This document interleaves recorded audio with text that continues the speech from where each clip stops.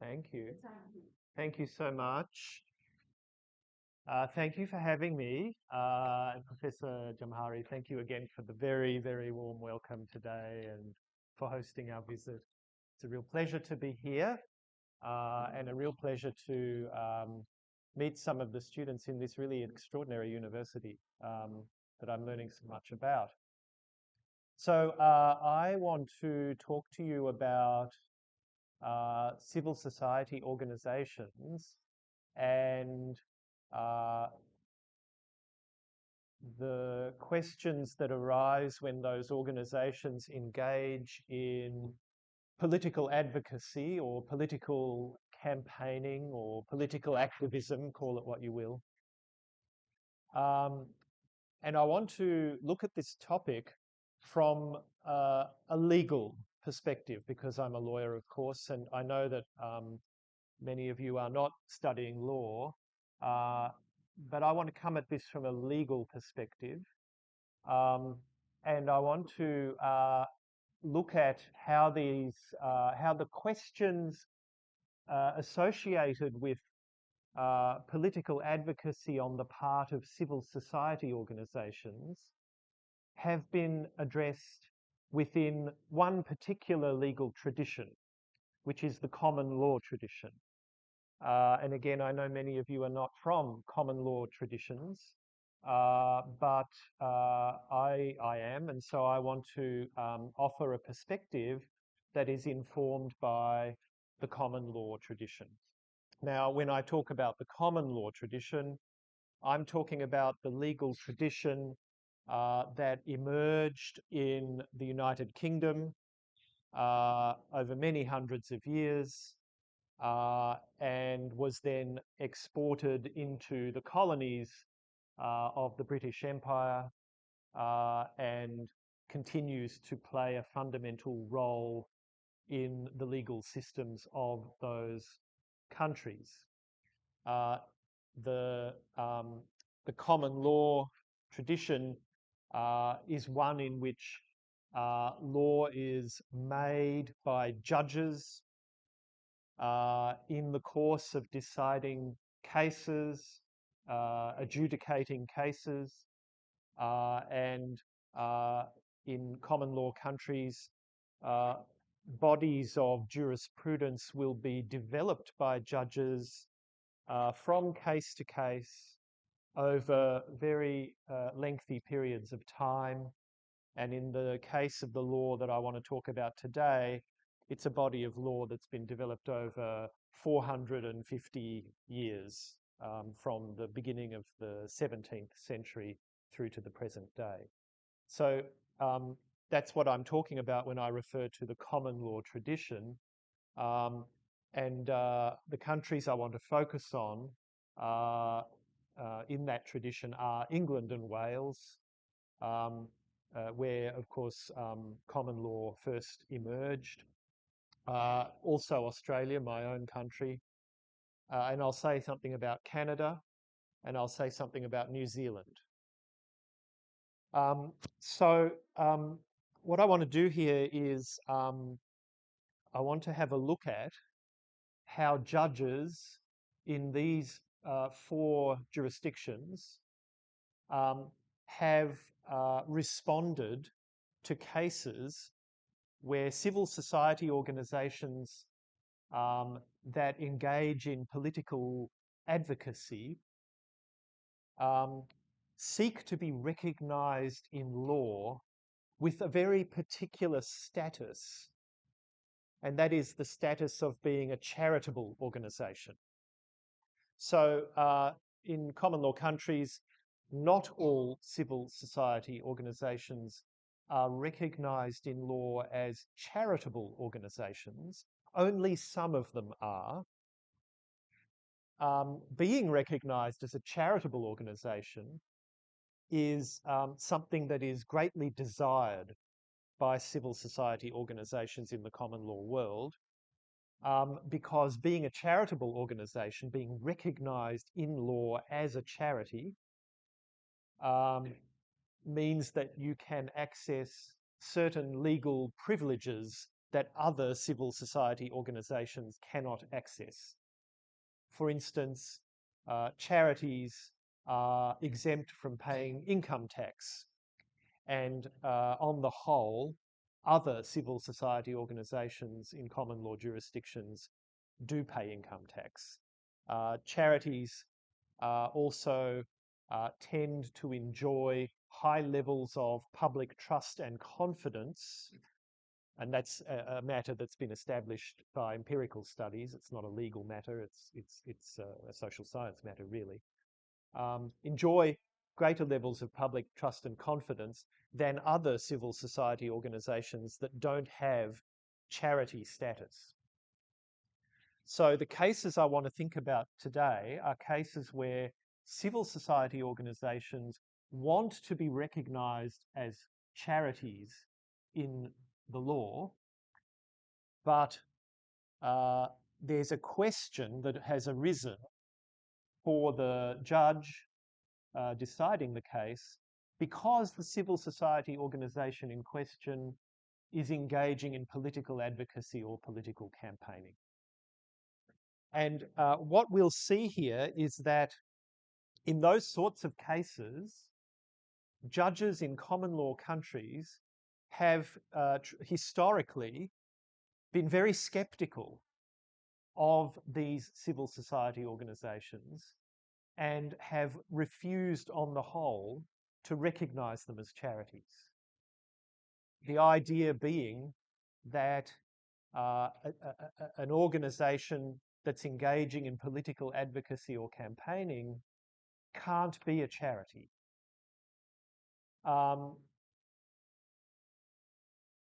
And the key concern that judges have articulated when refusing to recognise these organisations as charities has been a concern that these organisations can't demonstrate that their advocacy is of public benefit.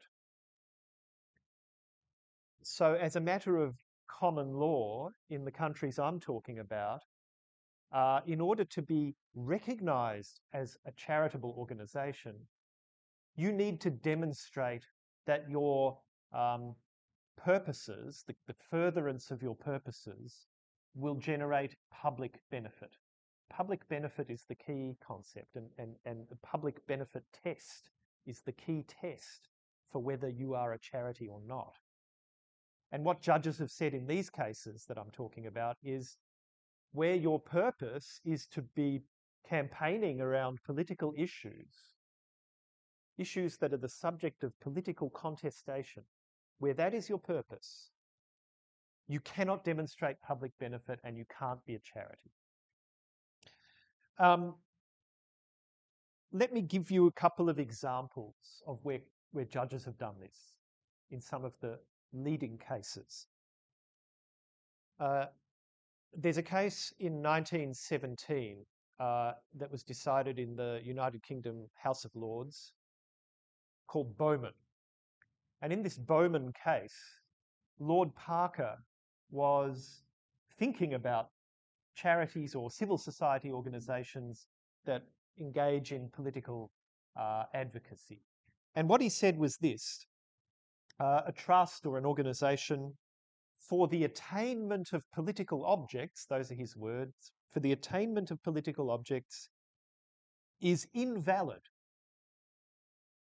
So that's a pretty clear statement of the common law scepticism towards these organisations. Lord Parker here is saying, if you have a trust established to undertake a political advocacy purpose, and it comes before the court, the judge is going to declare that that trust is invalid, that it has no legal effect as a trust, that it's just nothing, and it can't be carried out. That's a very clear and extreme form of the scepticism. I'll give you another case. 1948. Again, case from the House of Lords in the United Kingdom. It's called the anti-vivisection case. In this case, the House of Lords was invited to give a ruling in relation to a civil society organisation that had a purpose of campaigning for law reform in respect of the use of animals for medical research. That's an issue that continues to have resonance today, right, in politics. And so you had this organisation, they were campaigning for law reform to ban the use of animals for medical research. And there was a question whether this was a charity or not. The question is this a public benefit organisation or not? And the House of Lords said, no, it's not, because campaigning for law reform is not charitable. Can't be demonstrated that campaigning for law reform is a public benefit purpose. And so this organisation was refused charity status in that case. One more case to illustrate. Again, it's from England. 1980. This was a case about Amnesty International, an organisation that you would all know very well. In a case decided in the English High Court of Justice, Justice Slade found that the purposes of Amnesty International were not charitable because they were political, because Amnesty's core purpose is to advocate for the release of prisoners of conscience, and that requires changes to government policy in countries where those prisoners are held. It requires political decisions. So that's, again, a pretty extreme case. Amnesty International not recognised as a charity in 1980 in that English case. So what is going on here? Why are judges so sceptical about charities that do political campaigning? I want to just make one point of clarification before I start to talk to you about the reasons that have historically been given for this sceptical approach. The point of clarification is this. In these cases, the question is not whether these civil society organisations should be free to engage in campaigning activity. The question is not whether they should be allowed to engage in political activity. They are. So this is not a question of suppressing their activity or prohibiting it. It's not a question of whether that activity can be tolerated. The assumption in these cases is, yes, of course, they should be allowed to go about their business and carry out their activity. The question here is, are they going to be allowed to carry out their political activism and also be given charity status? That's a different question, because now we're talking about whether the state, acting through its courts, should actively support civil society organisations that engage in political advocacy. And it's that question that is getting repeatedly answered no in these historical cases that I'm talking about. Now, why have judges refused to accept that the state should support advocacy, political advocacy for civil society organisations? A couple of reasons have been given by judges in these cases. One reason is this. Lord Parker, in fact, says this in that Bowman case that I referred to just now. Lord Parker says there, judges are not institutionally capable of making findings of public benefit when political advocacy is in front of them. That's the key question that has to be answered if an organisation is to be recognised as a charity.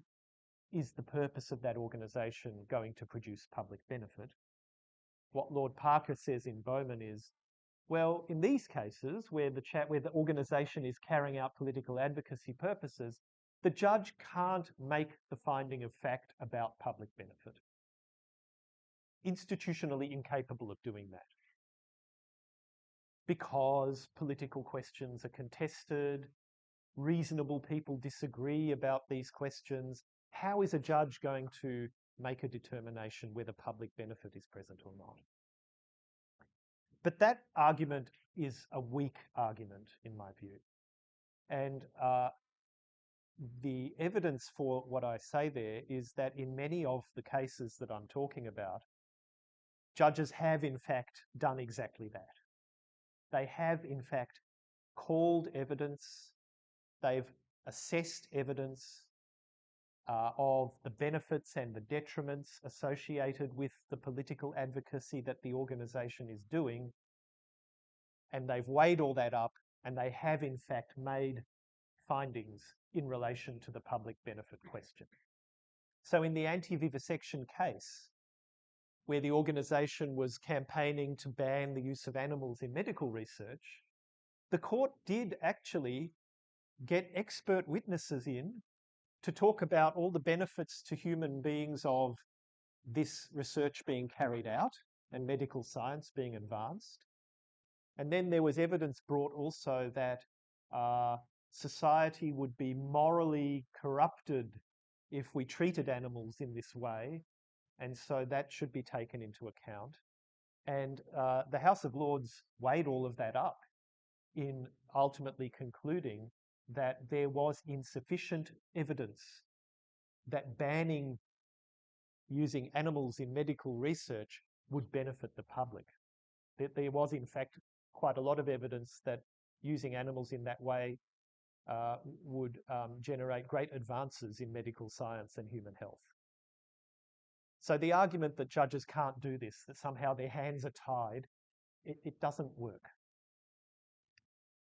Let me give you another argument that's been put forward. On this argument, we can accept that judges are institutionally capable of making findings about public benefit in cases of political campaigning. But on this view, judges shouldn't do that.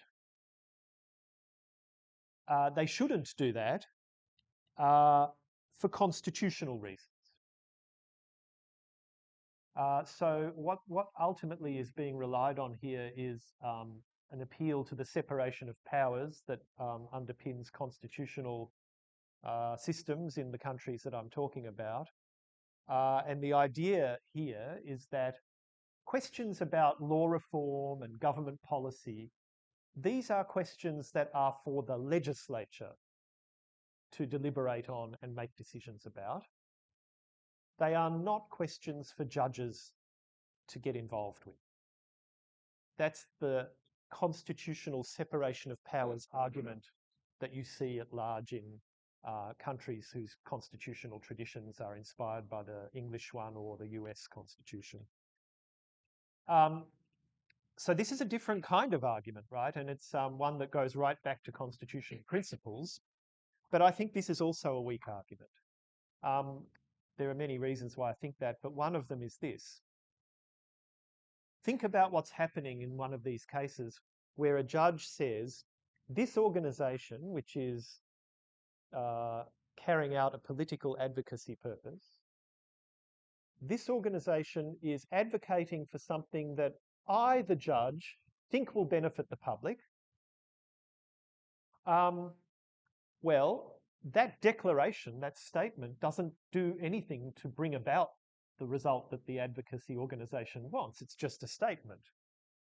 And the judge can then follow that up by saying, I think this would be of public benefit, the law should change, but it's not for the courts to do this, it's a matter for the Parliament. That is consistent with the separation of powers. And judges in common law countries do that all the time. There are many, many cases where a court will say, the law is in a defective state, it needs to be reformed, but we don't think it's for the courts to bring about the necessary reform. We urge the Parliament to take this up and legislate the reform. So the constitutional argument, I don't think, stands up either. So where does this leave us, right? These traditional justifications for refusing to recognise organisations that do political advocacy as charities, these traditional justifications, they don't stand up to scrutiny. And so it's not surprising that in the countries I want to talk about today, this traditional approach, sceptical approach, has come under a lot of pressure in recent years. So I want to talk about some of the ways in which that has happened. Now, the sceptical approach was first developed by the courts in England and Wales. And interestingly, in that jurisdiction, the traditional approach continues to apply and hasn't really been put under pressure in any given case. So you can think of the English jurisdiction as one where the traditional approach was developed and has applied for many years and continues to apply to this day. But in Australia and in Canada and in New Zealand, there has been pressure put on this traditional approach, and I want to talk a little bit about those three countries.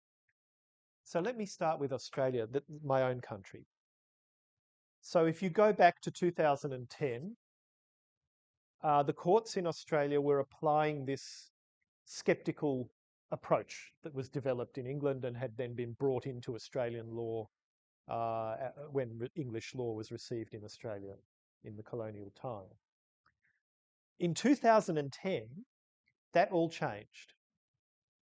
The High Court of Australia in that year, which is our highest court, our apex court, in that year, the High Court of Australia changed the law in Australia in this area.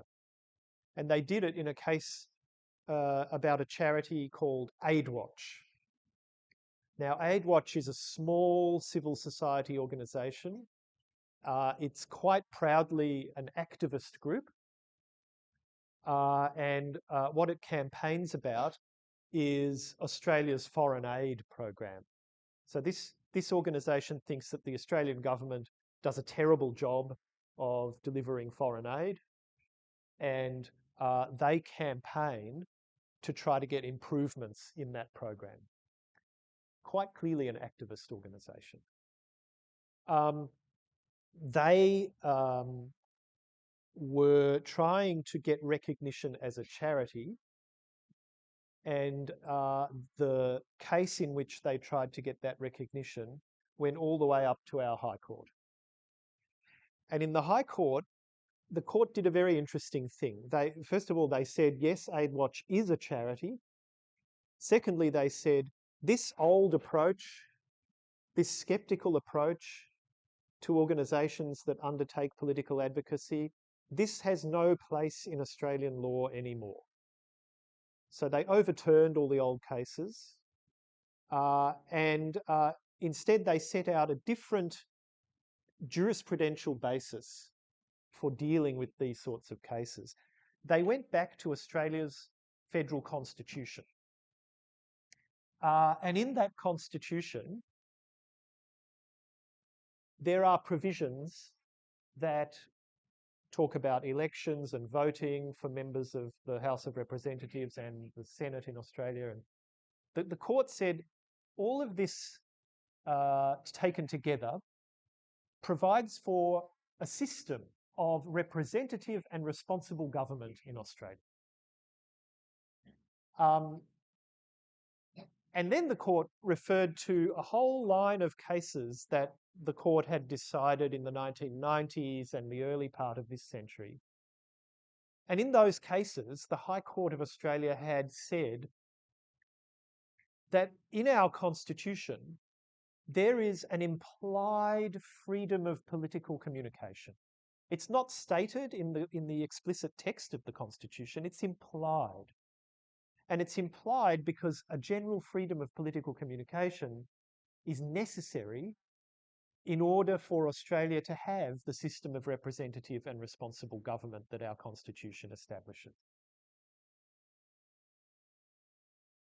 So in Aid Watch, the court referred to all of that. And then the court said, this constitutional recognition of an implied freedom of political communication means that political communication is of public benefit as a matter of Australian constitutional law. That our constitutional order depends on a certain political culture in which there is a freedom of political communication, and that is of public benefit. Now, bring that back to Aid Watch. Aid Watch is engaging in political campaigning around a political issue, putting pressure on the government, exercising their implied freedom of political communication. All of that is of public benefit because it's contributing to the constitutional culture in Australia. So that's a very important decision and one that changed the law in Australia. And it now means that civil society organisations that engage in political advocacy can be recognised as charities because they can establish public benefit because of the contribution that they make to our constitutional culture. That approach, developed by the judges in our High Court, has now been enshrined in legislation in our Federal Charities Act of 2013. I won't talk about the Act. So that's Australia. I'll say something briefly about Canada. So here's another country which received English law. Most of Canada received English law during colonial times. The common law continues to persist in Canada even today and is a fundamental part of the Canadian legal system. The rule against political advocacy that had been developed by the English courts then was exported to Canada, and it continues to apply there. It has not yet been overturned by the Canadian courts. But there was an interesting development a few years ago, and it emerged because the common law sceptical approach to political advocacy was picked up in Canada by the legislature. And it was picked up and informed provisions that were inserted into Canada's Income Tax Act. And these statutory provisions in Canada's Income Tax Act restricted the amount of income that a charity could spend each year on political campaigning and continue with its charity status. So in Canada, under these provisions, if a civil society organisation spent more than 10% of its income annually on political campaigning, it would lose its status as a charity, and it would lose its income tax exemption. So that's quite a severe approach that was taken in the legislation. Now, there's a charity called Canada Without Poverty. It's a group that's formed to address the causes of poverty in Canadian society. It was a group formed for the purpose of relieving poverty. So it's a charity. That's considered a core case of public benefit charity. But what this group, Canada Without Poverty, wanted to do was they wanted to argue that these legislative provisions interfered with their right to freedom of political expression that was protected by the Canadian Charter of Rights and Freedoms, part of Canada's constitutional order. So this organisation challenged the constitutional validity of these legislative provisions in the Income Tax Act. And in the Ontario Court of Justice, a judge called Justice Morgan agreed with that argument. And he said, once the state has recognised an organisation as a charity, which it had done in this instance, that the state cannot then restrict that charity's freedom to engage in political advocacy, because to do so would be unconstitutional. And so these provisions in the Canadian Income Tax Act were declared unconstitutional and invalid, and Canada Without Poverty was then free to spend all of its annual income on political campaigning. So there's pressure there being put on the sceptical approach, but in a different way. And I do want to emphasise before we move on that this freedom that Canadian charities have to spend money on political campaigning is only a freedom that they enjoy if they're recognised as charities in the first place. And Canada Without Poverty was recognised as a charity in the first place because it was formed for the purpose of relieving poverty. If Canada Without Charity had been formed for the purpose of activism, for the purpose of bringing about law reform, then it would have not been recognised as a charity because the old common law approach continues to apply in Canada. So a welcome development, but it hasn't really fixed the underlying problem. Now, the last country I want to talk about is New Zealand. Lots of interesting things have happened in New Zealand in this area in recent years. New Zealand, again, of course, a former colony of England, and so English common law was exported to New Zealand in the 19th century and continues to be part of New Zealand law today. So historically, the old common law approach to political advocacy on the part of civil society organisations was applied in New Zealand. But that was until around 2008, 2009, when things started to change. The first important development here is a case, a litigation involving Greenpeace. So Greenpeace had in fact been recognised as a charity in New Zealand law, but then a government agency called the Charities Registration Board decided to deregister Greenpeace. And they did that because they formed the view that Greenpeace had a dominant purpose of being a political campaigning activist group. So they applied the old common law rule. Greenpeace didn't like that, and so the matter was taken to the courts. And it was appealed and went through all the courts of New Zealand right up to the highest court in that country, which is the Supreme Court. And in the Supreme Court of New Zealand, in I think it was 2014, the Supreme Court changed New Zealand law. It was a bit like what had happened in Australia in AidWatch. Very important decision, and the Supreme Court there said, this old common law rule cannot be defended. It should play no role in New Zealand law. It needs to be overturned. And they overturned the rule. The court then said, what needs to happen in these cases where you've got a civil society organisation and it's got a purpose of engaging in political campaigning, you have to simply apply the public benefit test as you would to any other organisation.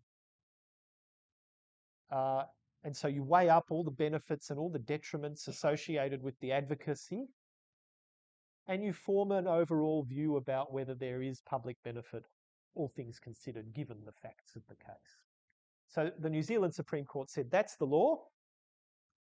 Now the matter has to go back to the Charities Registration Board, and the board needs to make another decision here applying the new law. So it went back to the board.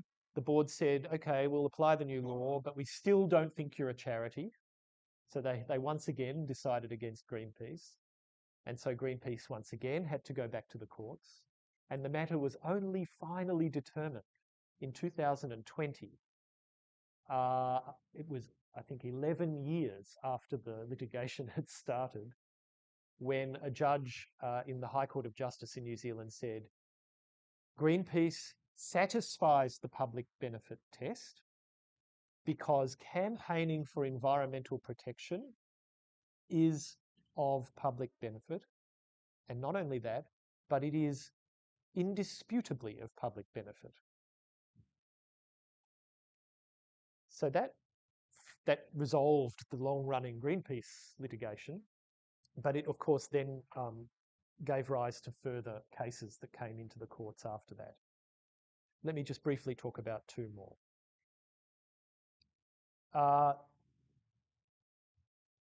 In 2020, so around the time that the Greenpeace case was finally resolved, the Supreme Court of New Zealand decided another very important case involving another civil society organisation that was a political activist group. This time, the organisation was a very different sort of organisation. It was a group called Family First. This is a conservative Christian organisation that has a purpose of promoting traditional family values in New Zealand public life. And so they had a long history of campaigning on particular issues. Same-sex marriage was one, abortion, euthanasia, divorce. These were the sorts of issues that Family First campaigned on. The Charities Registration Board deregistered Family First as a charity for the same reasons that they deregistered Greenpeace. They said, you're an activist group. The common law doesn't allow this, so you can't be a charity. And Family First also appealed, and that matter went to the highest court.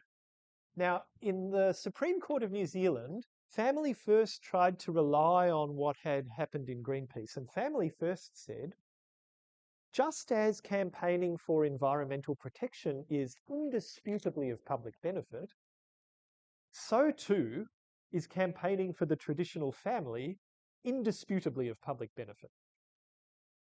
But the Supreme Court of New Zealand did not accept that argument. They said, reasonable people disagree about the importance of the traditional family to New Zealand public life. Reasonably people disagree about matters like same-sex marriage and divorce. And so we can't accept the proposition that it's indisputably of public benefit for you to campaign for the promotion of the traditional family. They went further, in fact, and they said, we think that in respect of some of your activity, there might even be harms to people in the New Zealand community if your advocacy is successful. For example, this group campaigned for the repeal of legislation that allows for same-sex marriage in New Zealand. And the court said, well, if you get your way, if that legislation is enacted, the state is withdrawing civil rights from citizens, and that harms them. So the court took a very different view about that claim of indisputable public benefit in the case of Family First than it had taken in Greenpeace. And Family First was not recognised as a charity, and that matter was resolved. The last and third New Zealand case I'll just touch on briefly was decided only a few weeks ago in the New Zealand Court of Appeal, which is the intermediate court in the New Zealand court system. It may yet go to the Supreme Court, we don't know. This was a case about an organisation called the Better Public Media Trust. And their purpose was to campaign for public provision of media services in New Zealand. Newspapers, television, radio, etc. New Zealand, like Australia, is a country where media tends to be controlled by, what would you say, Tim, oligarchs? And so it's thought to be a real issue of public concern. So that's what this group was set up to do. And interestingly, in the Court of Appeal a few weeks ago, the court ruled that this group was a charity because the provision of public media is indisputably of public benefit. No one can deny it. It's indisputably of public benefit. So there's the three New Zealand cases, very interesting developments. All right, now I'm not far off finishing, you'll be pleased to know. 10? No problem. So what I want to do is just evaluate these developments. And I want to do that from a perspective that values and celebrates liberal democratic states and liberal democratic culture. Now, from this perspective, the rule that was applied in the common law historically cannot be supported. I think the reasons are the ones given by the High Court of Australia in Aidwatch. Civil society organisations clearly play an important role in maintaining liberal democratic culture and, by extension, supporting liberal democratic institutions. They do this in a range of ways, principally, of course, by helping to ensure that government is responsive to its citizens, that government isn't acting corruptly, that government isn't acting in the service of vested interests, that citizens have access to information about government laws and policies that will affect them, that they can evaluate that information, and that they can generate that information as well. And all of this is important if government is to be held to account. You can even argue that civil society organisations play a further distinctive, important role here because they often speak for those who cannot speak for themselves. Marginalised groups, groups whose voices are not going to be heard in political circles except through the mediating effect of civil society. So the liberal democratic case for civil society organisations engaging in political advocacy is compelling. And that's recognised in Aidwatch, and that is to be celebrated. But let's remember that we're talking here from a liberal democratic standpoint. So there has to be a boundary drawn somewhere between political advocacy that supports liberal democratic culture and values and political advocacy that undermines it. And a correct approach here would be one that does not recognise public benefit in cases where civil society organisations are engaging in advocacy that is inconsistent with liberal democratic values. That could range from organisations that are seeking to overthrow a democratically elected government to organisations that are trying to subordinate or argue for the subordination of particular groups in public life, to organisations that are engaging in hate speech. None of this can be, again, leave aside the question whether this should be tolerated in a liberal democratic state. Whether it's tolerated or not, none of it should be actively supported by a liberal democratic state. They're two different questions. And I think that we're now in a better position to try to evaluate the developments in the New Zealand courts. You could say this. In Greenpeace, the Supreme Court of New Zealand recognised political advocacy that was quite easily reconciled with liberal democratic values, campaigning for environmental protection. In Family First, the court was troubled because the advocacy could not easily be reconciled with liberal democratic values. Advocacy that was seeking to have civil rights withdrawn from a group of citizens. In the Better Public Media case, again, the advocacy is clearly in support of liberal democratic values because robust public journalism is absolutely critical to democracy. So I think we can start to see meaningful distinctions between those cases. One more point and then I'll finish. One question that hasn't come up in the cases in the countries I'm talking about, but I think it will at some point, is the question of how the law should deal with political advocacy that is confronting in its character, in its nature, that is inflammatory, emotive, intemperate. I'm thinking here about loud, disruptive street protests or social media campaigns that that try to overwhelm audiences with a particular point of view and don't really want to engage in debate. We're all familiar with these styles of campaigning and activism. When I started working on this topic, I was very strongly of the view that all of these styles of campaigning should be seen to be public benefit activities because of their contribution to political culture. And I took that to be a very sort of classically liberal view, grounded in work of people like Mill. But I have begun to worry about that, and I've begun to question the position that I took on that some years ago. And it's what has led me to that are things like the insurrection on the Capitol building in the US a couple of years ago, which was, of course, enabled by civil society organisations. But of course, none of us can, even for a moment, accept that this is a healthy expression of liberal democratic values. And so I now have a much more sceptical view of circumstances in which inflammatory, intemperate, unreasoned acts of advocacy and protest should be recognised as being of public benefit for the purposes of the law of charity. Again, it's a separate question whether the state should tolerate those forms of activism.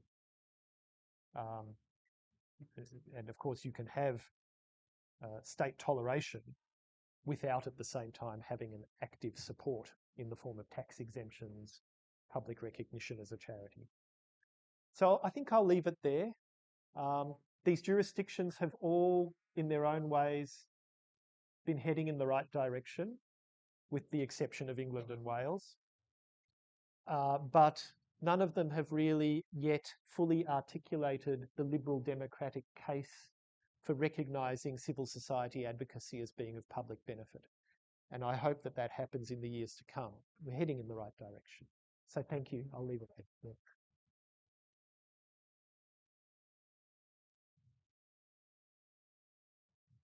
And thank you, Matthew.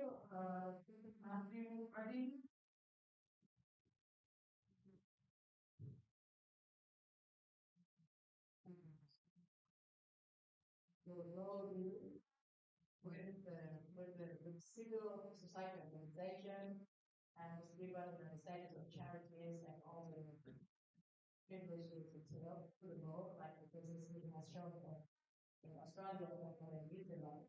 But also that the involvement in the political campaign, over the advocate is not necessarily or it could be like Yomo, that meditation, yeah, political advice. So it's been like if you relate to your neighborhood, then you kind of find they have similar problems. Say we've heard about some kind of charities, civil society organization in Asia, and found out the world is not like political advocacy that just throw the question over public benefits. The position of the public benefit really for public or for some kind of political group. So it's kind of really thought provoking, and obviously it's like it could be taken as if you are a student, then it could be taken as comparative another side where you can compare to those countries that apply liberal democracy and their engagement through the civil society organization with all the countries have this. So yeah, I think we can take several questions. We will collect like we will answer it by method. Okay. So we have Lula and then Alana. Okay, he's your name? Kamaludin. Nice to see you. First time I meet you, huh? So this is our new student coming just this year. Yeah, okay.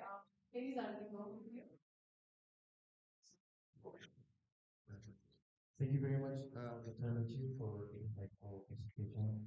So, every time we talk about civil society, there's always division in civil society in Africa, which is separated into three main three main civil cycles, which is the high class, middle class, and also the lower class.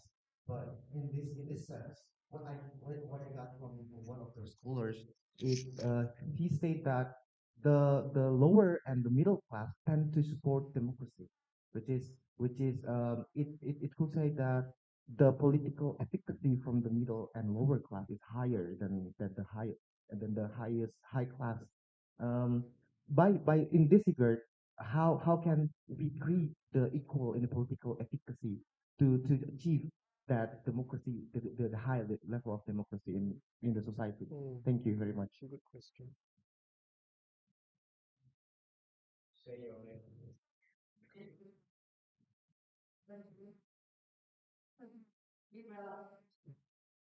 I'm Ararat Kostanian. I'm doing a PhD in Faculty of Social Sciences. Actually, my thesis is not very much related to this issue. I'm doing more on peaceful coexistence between Christian minority and Muslim majority. But I'm wondering after listening to your presentation, what would be if some NGOs that have global impact, for example, Open Society and such, uh, does international court or any international body would say if does benefits the societies or not, because that would raise a difficult question, because the open society is performing in many countries, especially in Eastern Europe, and in some countries it's banned.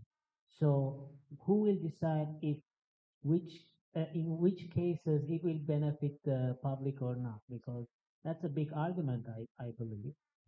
So if there is any easy answer for that, I would be very thankful. Thank you.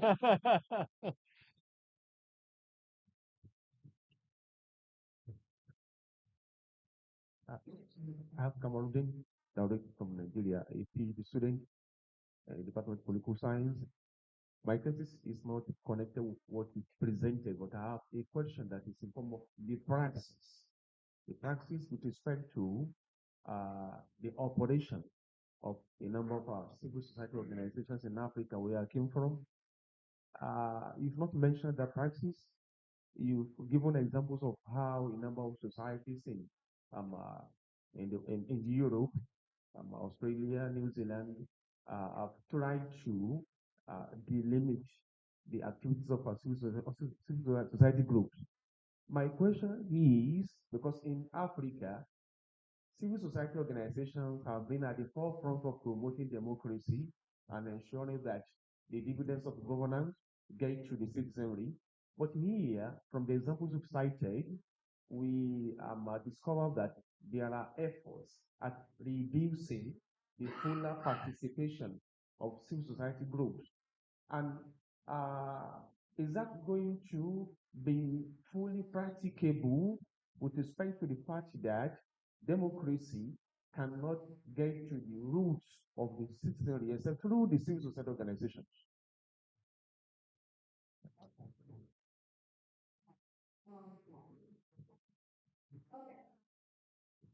Yeah, I do. Yeah. So I think we can just start. Or we can take one more question from our dear lecturer, Rifki Mona. Okay? Is that okay? Please, yes, Okay, yes, thank yes, you. yes.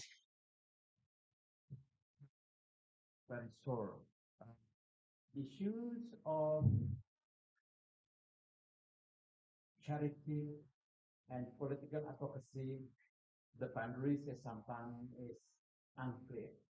What is the limitation of then being called as political advocacy? You know, I think here is the boundaries that we need to define.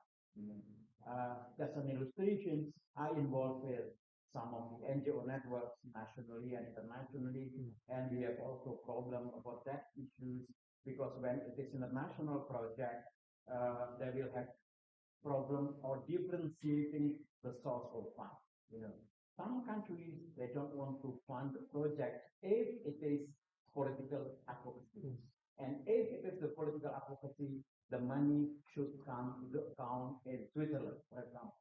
And if this is purely social advocacy, the money could come from any other place, you know, whether Australia or other places. So I think that boundary is very important. Thank you. Yeah, thank you, Fatih. I think we can start with, answering all the questions. Start with Elgar. Question? The time's yours. Yeah, so I think your question, if I understand it correctly, is going to the composition of the civil society sector itself, right? And how does that sector best organize itself to be promoting liberal democratic values and culture? And so I think there are probably a number of dimensions to an answer to that question, right? Some of them go to how civil society organizations organize to most effectively communicate with government. So you have peak bodies and representative bodies that can do that effectively, and through those intermediary organizations, many voices from smaller organizations can be, amplified, if you want to put it that way. I guess some of the work is in how do civil society organizations actually carry out their advocacy work, right? So, and here we can draw a distinction between a letter writing campaign, a public protest, sitting in a room with senior government officials and talking about a prospective law reform, contributing to some public process for the making of submissions on a matter of public interest, and so forth. And which will be most efficacious will depend very much on the political settings and the political culture that you're looking at. But I think civil society organizations have work to do in trying to understand which are the right levers that they can pull in getting their message heard. And that will be different from one place to the next. But in the end, the kinds of demographic factors and inequalities that inform the structure of civil society may need to be addressed elsewhere as well. And So your typology of low and middle and upper class is one that I think is very helpful, because it reminds us that there are structural inequalities within civil society organisations themselves and within that sector itself. And addressing those may require attention from outside civil society as well as within it. Just to give another example, it's not quite what you were asking, but it's the same idea, I think, in another way. In the USA, if you look at where the gifts of the ultra wealthy go when they choose to make charitable gifts, they tend not to go to purposes that benefit the whole community. They tend not to go to social welfare type purposes. They tend not to go to purposes that build up public culture in a particular way that might be fruitful for liberal democracy. They go to elite universities, they go to healthcare, high-end healthcare, and they go to the arts. And of course, these are all components of civil society that disproportionately benefit ultra-wealthy people. So there's another pathology that needs to be addressed. But what are the best ways to address it? Probably that requires robust approaches from the state in terms of taxation and so forth. So I hope that's been some sort of answer to your question. Yeah. So who decides? That's absolutely such an important question. You could say there are two key questions here, right, for this body of law. One is what counts as public benefit, which is, I think, hopefully has emerged from what I'm saying today, is in the end a political question. It's not a legal question. It's a political question. What counts as public benefit? The other key question is who gets to decide that? Because there is political power being exercised in that, in answering that question. Now, you can probably run that question from the international level, which you've just alluded to. You know, why should it be that international organisations get to decide this question with respect to what's happening within states, within communities inside states, where you might think that local knowledge and local understanding of conditions and values and so forth should prevail, and yet it doesn't. And we know all the problems that emerge when international organisations impose their vision of what's going to work well on people who know better. But even within the state, the question is a really important one. I'm talking about countries in which judges have historically decided this, unelected judges, deciding on questions about the public benefit associated with political advocacy and law reform. Why should they decide? Shouldn't this be left to elected officials? If you look now at how this plays out in countries where there are authorities that register and regulate charities, it's not the judges anymore, it's officials within that those authorities. Again, unelected, often quite low-ranking people, limited resources, having to decide on things like, in the Greenpeace case, for example, will nuclear disarmament benefit the public in New Zealand? You can imagine, you know, some person who's just graduated from university and got their job at the registration body having to sort of answer this question. So who decides is just an absolutely critical question. I don't have an answer, but it is, alongside that question, what is public benefit, one of the two absolutely key questions.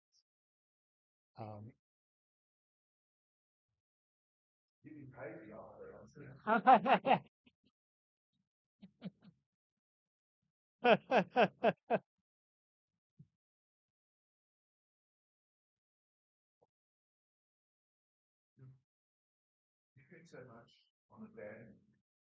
whoever defines. So public benefit in a liberal democratic system, the public benefit in authoritarian regime. Where an authoritarian system will likely define public benefit as great evil. So it uses words like law and order, security, and so forth as public benefit. Because, for instance, you controlling the public is to their benefit. Whereas in a liberal democracy, it would tend to be actually notions of freedom of citizens and their ability to actually defend themselves. So it comes back to Matthew's point, but it depends heavily on who is defining. It's not just whether it's courts or whether it's bureaucrats or judges, but it's also on the nature of political regime. Right? And in Indonesia, there is national interest, which is quite similar to public benefit in a lot of ways. And the question is, who defines and what is the ideology behind? Because then, as that builds down to the system, charity and particularly the regime's references will be considered the public benefit. Yeah.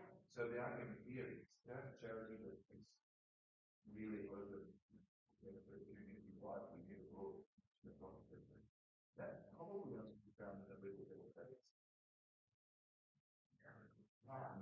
Lots of my books. Yeah. Yeah. So I was just thinking in response to your question that civil society is going to play different roles in different societies at different times, depending on prevailing circumstances and conditions, right? And you might look at a whole range of different countries and examine the civil society in those countries, and you might say of all of them, there's political advocacy going on, but then you might see that the advocacy is directed at very different things in those different places. And it seems to me that in some countries, and perhaps you're thinking of examples from the African setting, one of the core roles that civil society is very explicitly playing is protecting and developing liberal democratic culture and values. And that is the project. And then you might come to a place like Australia, and what you're seeing is something a little bit different, because you're not seeing a concerted and explicit effort on the part of civil society to protect and promote liberal democratic values and culture. You're seeing issue advocacy about a whole range of quite local things. You know, we're all about public media. We're all about the foreign aid program. We care about traditional values, family values. You know, they're very local sort of concerns. And the contribution is, well, when you take it all together, you know, it kind of indirectly uplifts constitutional culture. But I think an interesting thing that we might start to see in the countries I've been talking about is a shift, because liberal democratic regression is a true fact in all of these countries that I'm talking about. And I think it might just be a matter of time before civil society in these countries starts to more explicitly and purposefully organise itself around the project of building liberal democracy back up. And that's going to be very interesting. I mean, the Better Public Media case in New Zealand is an instance of just that, right? And all of their promotional material and their website and everything talks about, you know, how New Zealand democratic culture is under threat and it needs to be protected. And so I think that's what you've put to us is a very interesting way of thinking about the civil society contribution. And I hadn't before sort of been invited to distinguish between the direct, explicit project and the indirect contribution that almost happens despite itself. That's very interesting. And perhaps a partial answer also to your question about how to draw the boundaries of different kinds of advocacy, right? Because, well, I mean, in this area, boundary drawing is happening all over the place, and very seldom, I think there's very little effort put into explaining why the boundaries are being drawn where they are. And in that is an opportunity for abuse and overreach from decision makers, from government. So I give you a couple of concrete examples, right? So take Family First. Now, conservative Christian group whose views are not in alignment with the views of the government of the day in New Zealand around the social questions that it was campaigning on, whose views are probably minority views in New Zealand today. But of course, it wasn't that long ago that Family First would have been a completely mainstream, unremarkable expression of majority views in New Zealand around traditional family values.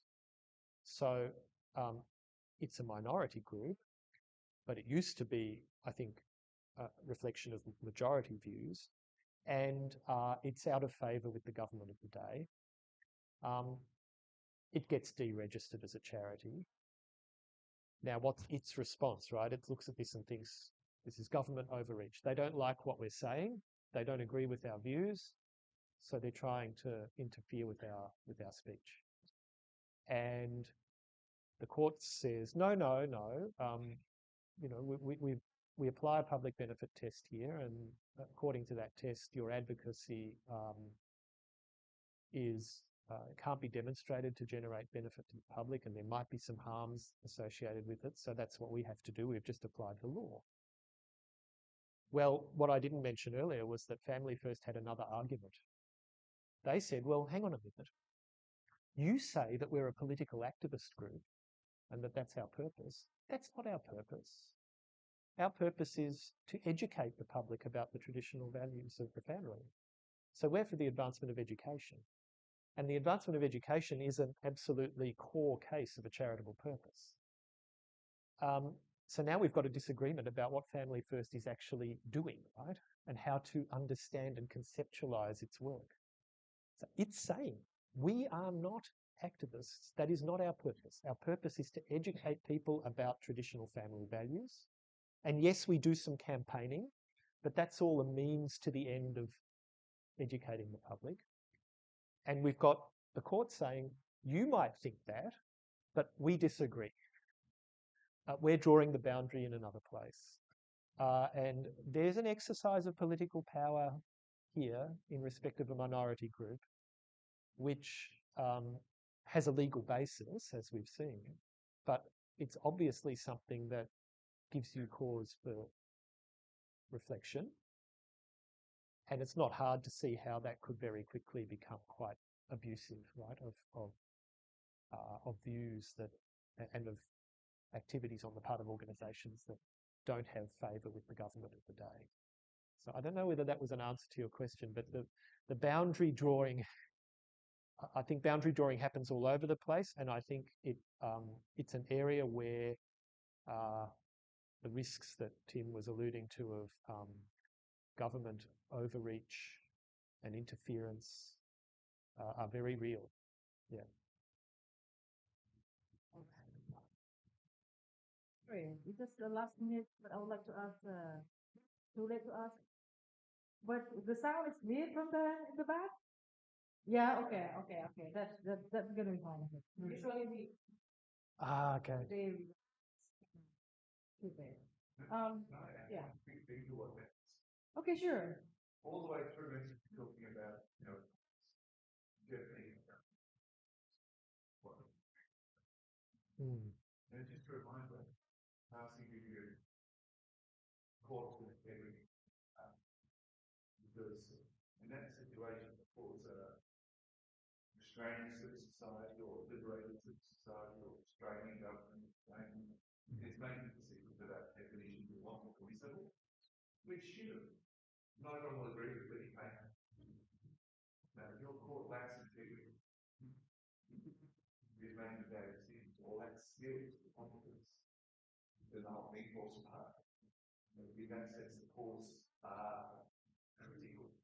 They may not be perfect, but they're critical to making decisions that balance the interests of both groups and clauses. And if the courts aren't working, then the responsibility. When that happens, who will be civil society or government? Always government. So courts are, in my opinion, absolutely critical to that balance. Yeah. You don't want to talk about that.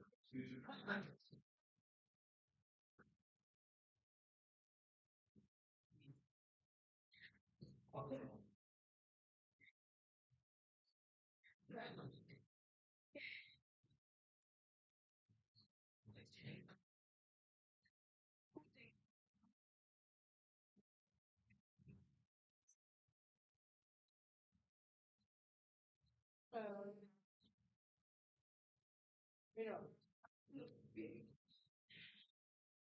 moment where we're kind of feeling numerous, really by big, clear.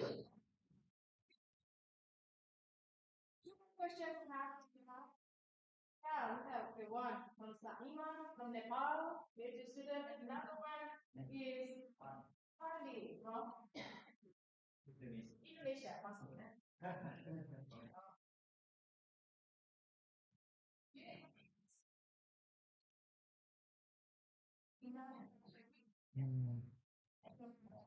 Thank you for the talk. I think my question is not on the straight track. I think my question will take. I mean, it's a bit different. So when I heard that we are having a talk with you, I went through the monograph about charity law and the legal estate. So you argued that charity law should be understood as an integral part of the legal tradition, and that it is reflects and reinforces the values and principles of liberalism such as individualism, pluralism, tolerance, and freedom. And you also examine how charity law regulates and governs the activities and relationships of civil society organizations, which are seen as vital actors in the democratic process. So, basically, I had two questions, but I can detect the answer for my first question to the answer you gave to Dr. Kamaluddin. So, I will just end up with the second question. So, I want you, I request you to elaborate me how does your this monograph contribute to the academic and policy debate on the role and function of civil society in the legal space. Thank you. It means, another one. So that's all. I think we just need to keep like two questions. Sure. With mine. Sure.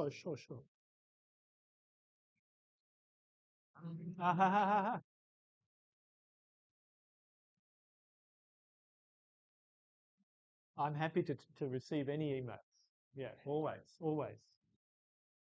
Oh, well, thank you for reading my book. So, what, what contribution does it make? Probably not very much. Well, what did I try to argue in the book, right? So, I wanted to argue two things. One was that this body of law is making an important contribution to the conditions under which a liberal democratic polity can flourish. And that's not an easy thing to try to establish because this body of law is archaic. It predates the establishment of liberal democracy. It predates modernity as a project. It dates back to medieval England. And so it had always been thought of in legal academic circles as a kind of strange, sort of dusty corner of judge-made law that kind of had survived by some accident, and really, there was nothing to be said about it except that it was still there after all these years. And I didn't think that was true. I thought that something very interesting, in fact, was happening in this body of law, and very important. And so that's one of the things I tried to do in the book, to explain how this body of law helps to constitute civil society, not just regulate it, but actually constitute it as an important component of social, economic, cultural life, political life in a liberal democratic state. And part of establishing that was to show that the way in which judges over many years developed their understanding of charity, in fact, mirrors the development of liberal democratic values and thinking. They're expressions of the same intellectual movement. And it's not surprising, right, that the modern law of charity that I'm talking about here begins to take shape in England just after. It has its roots in medieval England, but it begins to take its recognisable shape that we see today just after the English Reformation, in the Elizabethan era, when England is modernising. It's becoming something that is more recognisably economically and politically and socially what we see there today, and what then was taken into the colonies and in countries like mine. So anyway, that was one thing I wanted to do with the book, and then the other thing was to try to show how this distinctive contribution was made. When I say that charity law helps to constitute civil society, how does it do that? And I wanted to argue in the book that the most important and interesting way in which it does that is by giving expression to a principle of altruism at the heart of legal charity. So that's part of the public benefit test. There's a whole lot of law that develops that test to say that charity has to be for the other, has to be for the stranger, as it were, and that's understood in a very particular way. That charity in law is much broader in conception than how it might figure in religious traditions, because it encompasses a whole range of activity that might not have historically been recognised as charitable in other world traditions and worldviews. That it's a decidedly secular and liberal understanding of charity. And it wouldn't have existed if it hadn't been for this judge-made body of law being developed. It just wouldn't exist. And that's the other thing I try to do in the book. So I think this is a really important body of law. And I think it helps to explain why liberal democratic culture takes the form and the shape that it does in countries that have their legal and political traditions rooted in England. But of course, all of that is contestable. And believe me, many people have contested it. So that's what I tried to do, but whether I succeeded.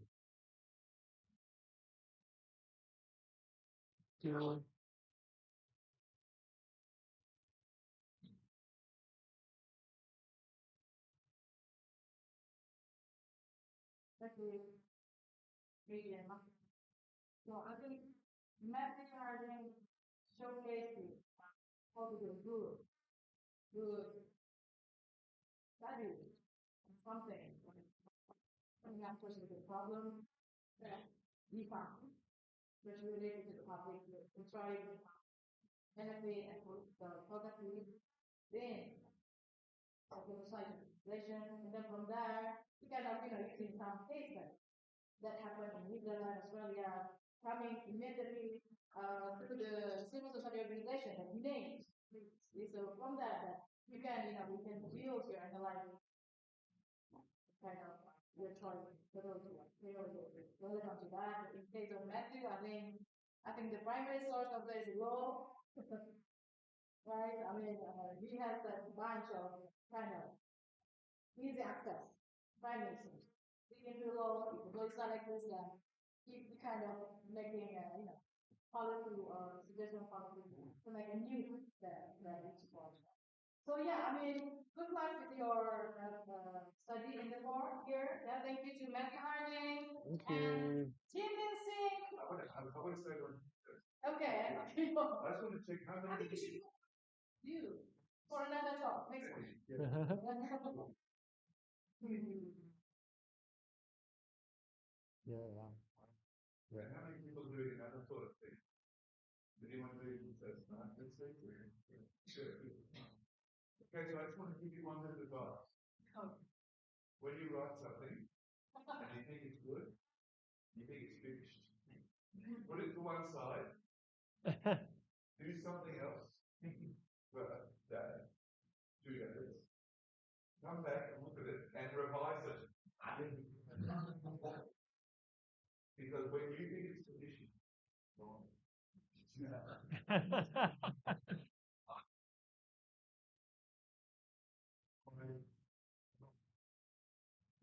Watch the TV, do something else that has got nothing to do with your thesis. So you wipe your brain clear, and you look at your thesis objectively. That matters, because one of the problems with David Ryan is to do so hard, and he spends so much time thinking it, you lose objectivity. So you need to put it down when you clear your head by doing something else. Come back and look at it again. Your objective, you will see problems you don't see before. Now, one of the biggest problems that in PhD is that they're not quite finished. And I examine PhD things. And it's very often the case that there's just little errors that people have not noticed. And that is quite a big problem. So please, when you think you're finished, you're not finished, come back, check it again. You think you're finished, come back, check it again. 3 times. 3 times minimum. You will find so many things. And then you will find them all correctly and think, thank you, Tim. So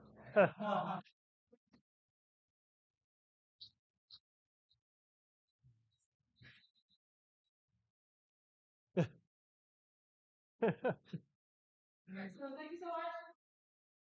Thank you.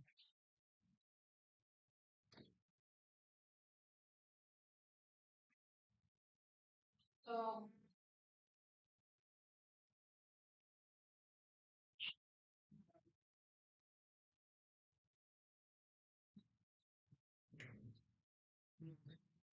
Thank you. I enjoyed that. Yes, good class. Oh, I've still got this thing.